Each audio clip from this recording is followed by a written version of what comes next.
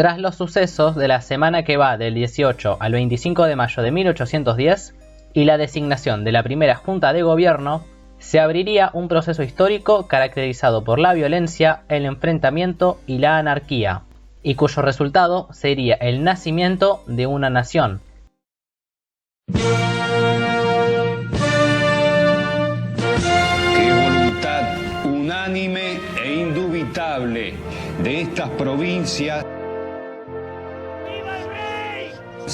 romper los violentos vínculos que las ligaban a los reyes de España. ¡Seamos libres! ¡Que lo demás no importa nada! Recuperar los derechos de que fueron despojados. Tengo la suma del poder. ¿De qué me serviría si no puedo hacer lo que hay que hacer? E investirse del alto carácter de una nación. Es hora de subirse conmigo al tren del progreso. Libre e independiente del rey Fernando VII, sus sucesores y metrópoli. El recién formado primer gobierno patrio estaría en su totalidad conformado por hombres con poca o nula experiencia en la vida política, y que enfrentarían la tarea de llenar el enorme vacío de poder dejado por las recién derrocadas instituciones virreinales.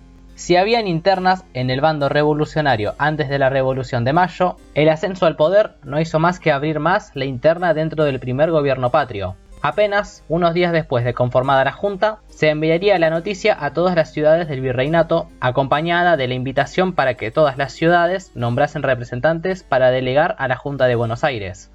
Esto era promovido por el grupo de Saavedra, de tendencia moderada y cuyo principal objetivo era la integración criolla en el poder, pero era fuertemente resistido por el grupo de Mariano Moreno, de tendencia revolucionaria intransigente. Busca usar la revolución para introducir cambios drásticos en la sociedad.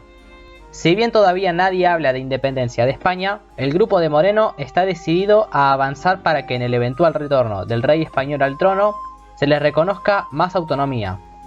Moreno además considera que la incorporación de los representantes del interior podría volver más lenta e ineficiente la labor que se está llevando a cabo. Además de los conflictos internos del gobierno, él mismo se encontraba rodeado de enemigos. En la banda oriental, en un inicio se reconoció a la Junta de Buenos Aires, pero a los pocos días y antes siquiera de nombrar a un diputado, el Cabildo de Montevideo cambió de parecer y decidió no reconocer a la Junta de Gobierno hasta que la misma no reconociera al Consejo de Regencia de León, órgano de gobierno conformado tras la caída de la Junta Central de Sevilla en España. Buenos Aires envió al secretario de la Junta, Juan José Paso, quien, pese a su discurso de casi una hora, no lograría lo esperado, y una semana más tarde la Junta de Buenos Aires declararía abiertas las hostilidades contra Montevideo. En Asunción del Paraguay tampoco se había reconocido al gobierno formado en Buenos Aires. Si bien se enviaría a un diplomático, no conseguiría su objetivo y por el momento el Paraguay se mantendría expectante. La mayoría de las ciudades que actualmente conforman el territorio argentino, tarde o temprano, aceptarían la legitimidad de la Junta conformada tras la Revolución de Mayo, salvo las de la región de Cuyo que presentarían más resistencia. Pero la ciudad de Córdoba no se doblegaba a la voluntad de Buenos Aires. Ahí, el ex virrey Santiago de Liniers desconoce la legitimidad de la primera Junta y reconoce al Consejo de Regencia como sucesor interino del rey Fernando VII. En el actual territorio boliviano, que en ese entonces se denominaba Alto Perú, la reacción fue dura. No solo de ninguna manera se aceptaría la dominación de la Junta de Gobierno porteña, sino que encima se solicitó a José de Abascal, virrey del Perú, que enviara fuerzas cuanto antes. Si bien el virrey peruano estuvo dispuesto a anexar el Río de la Plata a su virreinato, un levantamiento armado en Quito lo obligó a distraer su atención, por lo que serían las pocas fuerzas realistas presentes en la zona las encargadas de la defensa de Potosí. El principal objetivo de la revolución por el momento era conseguir la legitimidad necesaria para gobernar, pero la inexperiencia política de sus miembros terminaría haciendo que el único método para conseguir dicha legitimidad fuera el uso de las armas. Una de sus primeras decisiones sería la formación de un ejército, lo que daría origen al lema del ejército argentino. En junio se conforma una fuerza expedicionaria de unos 1200 hombres, comandada por Juan José Castelli y Ramón Balcarce. Su objetivo era partir hacia el norte y asegurar que la revolución no corriera peligro. La primera parada fue la sublevada Córdoba, en manos de Santiago de Liniers, pero al momento de llegar las fuerzas patriotas, el héroe de la Reconquista no había siquiera terminado de organizar sus tropas. La mayoría de sus soldados desertan y finalmente Liniers y sus pocos aliados serían capturados y sentenciados a pena de muerte por traición. El 28 de agosto de 1810, Santiago de Liniers y 5 de sus comandantes se convierten en los primeros ejecutados por la revolución. Al saberse la noticia de la derrota de Liniers, la ciudad de Cochabamba, liderada por Manuel Asencio Padilla, se subleva y pasa a disposición de la Junta de Buenos Aires, y las tropas realistas pasan a guarecerse en Potosí. En septiembre parte además una expedición comandada por Manuel Belgrano con dirección al Paraguay, y pese al rotundo fracaso militar, sirvió para condicionar la pasividad de Paraguay en el resto de la guerra. En octubre, la columna de Castelli y Balcarce llega al Alto Perú, a la que se sumarían las fuerzas de Manuel Padilla y los gauchos de Martín Miguel de Güemes.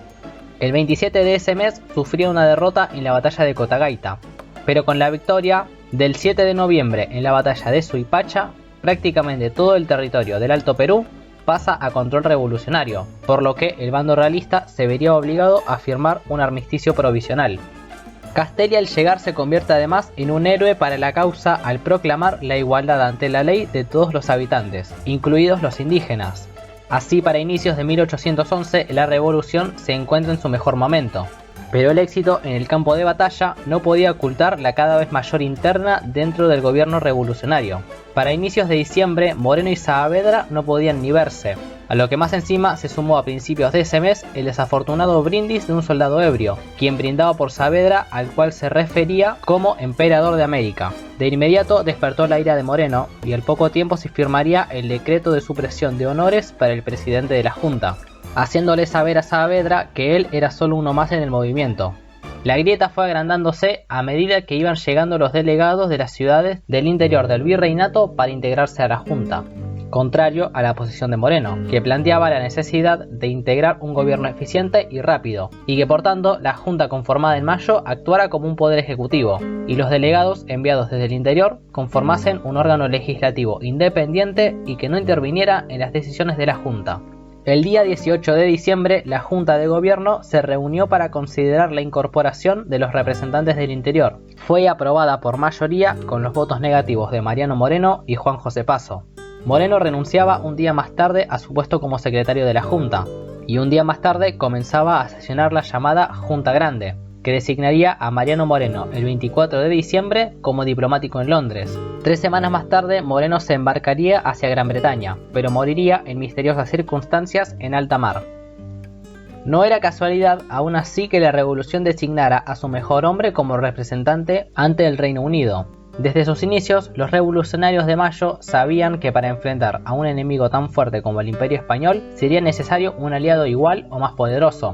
Al día siguiente de conformada la Junta, en mayo de 1810, el presidente y varios vocales se reunieron con los capitanes de 2 navíos ingleses que fondeaban en la zona. Durante esa reunión y las que mantendría el delegado rioplatense en Londres, Matías de Irigoyen, en septiembre se evidenciaría la postura británica hacia el movimiento revolucionario. Sentían una gran simpatía por la causa, pero eran incapaces de apoyar directamente a la misma por ser aliados de España en la guerra contra Francia, lo que no impediría que aún así varias veces los británicos intervinieran diplomáticamente para, por ejemplo, calmar las pretensiones portuguesas sobre el Río de la Plata.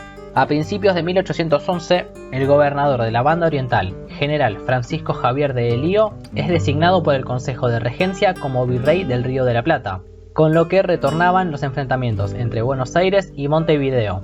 Pero pronto los planes del virrey Elío de reconquistar la región y restaurar el dominio realista en la zona se vieron truncados con la irrupción del caudillo rural José Gervasio Artigas. Artigas reuniría un gran número de milicianos de todo tipo, y tras ponerse a disposición de la Junta de Buenos Aires y vencer heroicamente a las fuerzas realistas en la Batalla de las Piedras, daría inicio al asedio de Montevideo, anulando así la amenaza realista al otro lado del Río de la Plata. Pero pronto la situación comenzó a desmejorar. La catástrofe política e institucional que supuso la Revolución de Mayo se trasladó de lleno a la sociedad. Al ser un movimiento que contaba únicamente con las armas para legitimarse, sería la guerra la que marcaría la vida social rioplatense de aquellos años, ya que cada habitante podía y debería ser un soldado de la revolución, además de que constantemente las armas se usarían por parte de facciones internas del movimiento.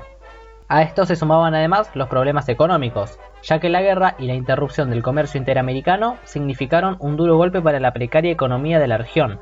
Si en 1809 se recaudaron más de 1 millón de pesos, para el año siguiente la recaudación apenas alcanzó 1/10 de esa cifra. Para sumar desgracias, en junio de 1811 el ejército del norte sufría una derrota aplastante en la batalla de Huaqui, que provocaría la retirada masiva de las tropas de Castelli del Alto Perú, en un desastre militar que pasaría a la historia como el desastre de Huaqui. La consecuencia inmediata de la derrota fue el relevo de Castelli y Balcarce del mando del ejército. Interinamente asume Viamonte hasta que en octubre asume el mando Juan Martín de Pueyrredón. Además, el retroceso en el campo de batalla desequilibró la hegemonía que había logrado Saavedra meses atrás, después de movilizar a las milicias y remover a los miembros morenistas de la Junta. Ahora la derrota de Huaqui recayó sobre la cara más visible del gobierno. En el mes de septiembre, y mientras Saavedra reorganizaba personalmente el ejército, se constituye el primer triunvirato, es decir, una suerte de poder ejecutivo con 3 miembros que tomaban las decisiones en conjunto. El mismo estaría constituido por Feliciano Chiclana, Manuel de Zarratea y Juan José Paso, que contaba además con Bernardino Rivadavia, Vicente López y Planes y José Julián Pérez como secretarios. La Junta Grande, ahora denominada como Junta Conservadora, continúa existiendo y sanciona un reglamento orgánico reservándose las tareas legislativas y delegando la labor ejecutiva al nuevo triunvirato. Pero en noviembre el triunvirato aprueba la disolución de la Junta Conservadora con el aval del Cabildo de Buenos Aires, por lo que nuevamente el control del gobierno quedaba en manos de la capital. En octubre de 1811 el triunvirato llega a un armisticio con el virrey Elío y los portugueses que avanzaban desde Brasil.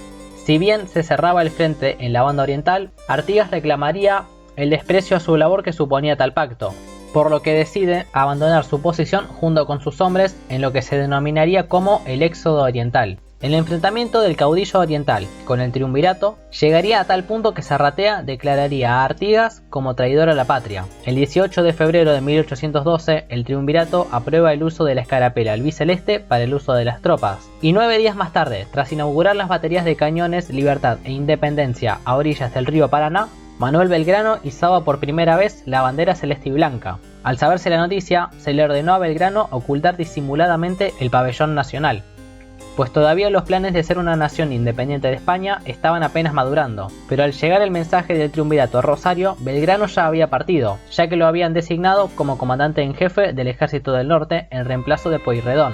En marzo de 1812 llegarían al puerto de Buenos Aires en un buque inglés un grupo de jóvenes formados militarmente en Europa y que estaban dispuestos a colaborar con la causa revolucionaria en Sudamérica. Entre estos jóvenes, por entonces desconocidos, estaban Matías Zapiola, Carlos María de Alvear y José de San Martín.